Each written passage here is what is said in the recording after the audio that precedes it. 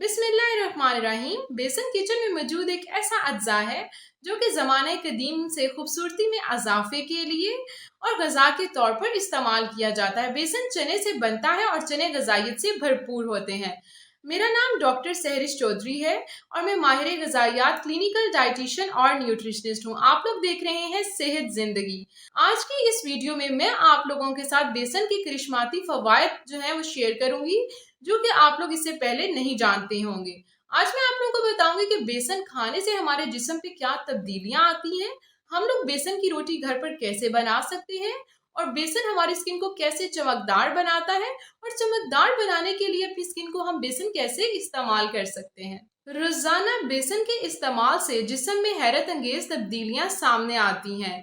बेसन iron, manganese, calcium, zinc, potassium, vitamin B और fibre से भरपूर होता है।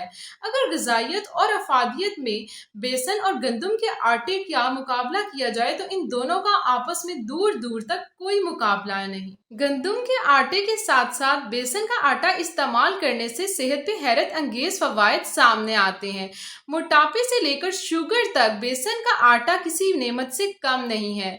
तो मैं आज आप लोगों को इस वीडियो में बेसन के चंद फवायद बताऊंगी। पहले नंबर पर बेसन जो है वो उसमें बहुत ज़्यादा कम कैलोरीज होती हैं। सो वो लोग जो कि अपना वेट लॉस करना चाहते हैं उनके लिए बेसन का आटा निहायत मुफीद है।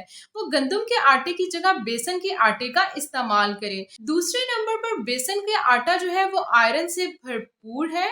वो लोग जो कि अनीमिक हैं, जो जिनमें आयरन की कमी है, वो लोग जो है बेसन के आटे की रोटी का इस्तेमाल कर सकते हैं। बेसन के आटे की रोटी खाने की वजह से जब उनकी खून की कमी पूरी होगी तो उनके चेहरे पे एक नेचुरल ग्लो आएगा, एक नेचुरल ताजगी उनके चेहरे के ऊपर आएगी। तीसरे नंबर पर बेसन ब्लड प्रेशर के मरीजों के लिए निहायत मुफीद है, क्योंकि रोजाना सुबह नाश्ते में बेसन की रोटी खाने से उनका ब्लड प्रेशर जो है वो कभी भी ज्यादा नहीं होगा। चौथे नंबर पर बेसन जो है वो कोलेस्ट्रॉल के मरीजों के लिए निहायत मुफीद है, क्योंकि ये जो बैड कोलेस्ट्रॉल होता है उसको ख़त्म करता है।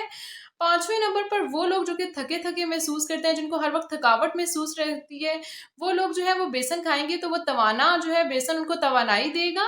पांचवें नंबर पर वो लोग जिनको हड्डियों का दर्द रहता है, हड्डियों के मसले मसाइल रहते हैं, वो लोग अगर बेसन को अपनी ग़िज़ा में शामिल करेंगे तो उनके ये सब मसले हल हो जाएंगे। छवें नंबर पर बेसन जो है वो दिल के मरीजों के लिए निहायत मुफीद है, क्योंकि दिल की जो 80% बीमारियां होती हैं वो ब्लड प्रेशर हाई होने की वजह से या फिर कोलेस्ट्रॉल की वजह से होती हैं। तो ये उन दोनों को जो है वो बढ़ने नहीं देता, ना कोलेस्ट्रॉल का लेवल बढ़ने देता है, ना ही ब्लड प्रेशर को हाई होने देता है, क्योंकि इसमें जो है वो फाइबर भी एक अच्छी मिकदार में मौजूद होता है। सातवें नंबर पर ये शुगर के मरीजों के लिए बहुत अच्छा है, क्योंकि ये जो है उनका जो खून होता है उसमें ग्लूकोज की जो मिकदार होती है उसको बढ़ने नहीं देता।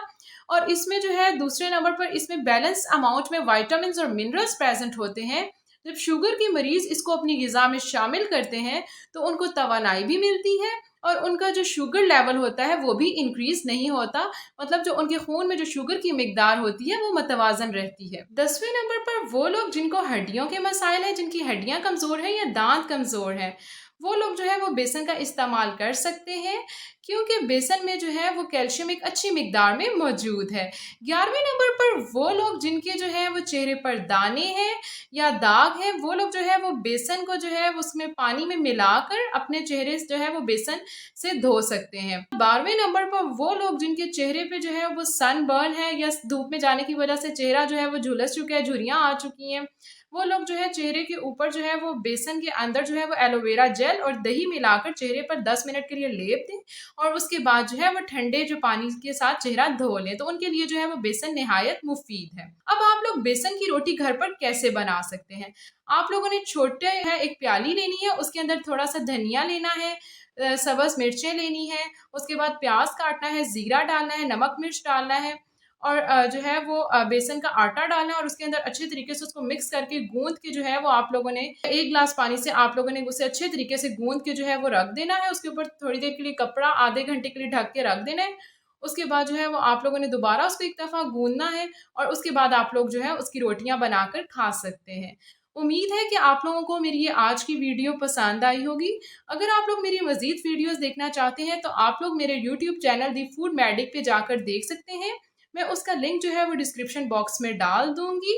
अपनी दुआओं में याद रखिएगा। अब आप लोग से मिलते हैं नेक्स्ट वीडियो में, तब तक के लिए अल्लाह हाफ़िज़।